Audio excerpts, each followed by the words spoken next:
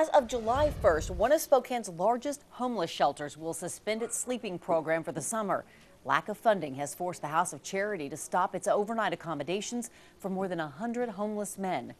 KXLY4's Sally Showman is live tonight. And Sally, this will mean a lot more people sleeping on streets. That's right, Robin. Underneath I-90 might be where it's most obvious that the House of Charity closes down this summer. On average, the shelter houses 108 men every single night. The other shelters in the area cannot absorb all of these men, so their only option might be the street. The timing is not good. 77-year-old Robert Tuckerman has been homeless for decades. And basically, I consider myself, as from the date of conception, I've been trespassing in a world where I don't belong. I hate to say that. The closest thing to a home he has is closing its doors for 2 full months. If I had another car, I would probably be sleeping in it. We're their family, so hard to tell your family they have to leave.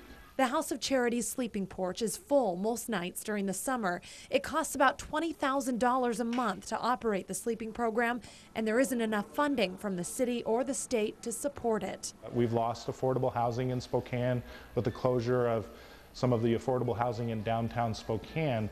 We have less places for people to go. Tuckerman and other regulars at the House of Charity are coming up with a plan B. Well, the Valley Library is open till 9 o'clock, 3 nights a week.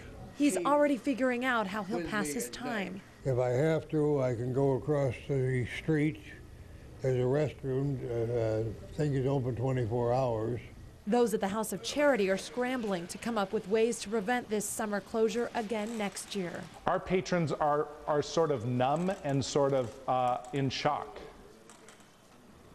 Now, the House of Charity is trying to find housing for their most vulnerable, so those being the elderly, as well as some of their most sickest clients. The sleeping porch is closing for July and August, but the House of Charity will still resume many of the services that they provide, including counseling and meal services. Coming up tonight at 6 o'clock, I talked to other charities in town about absorbing the more than 100 men that sleep at the House of Charity.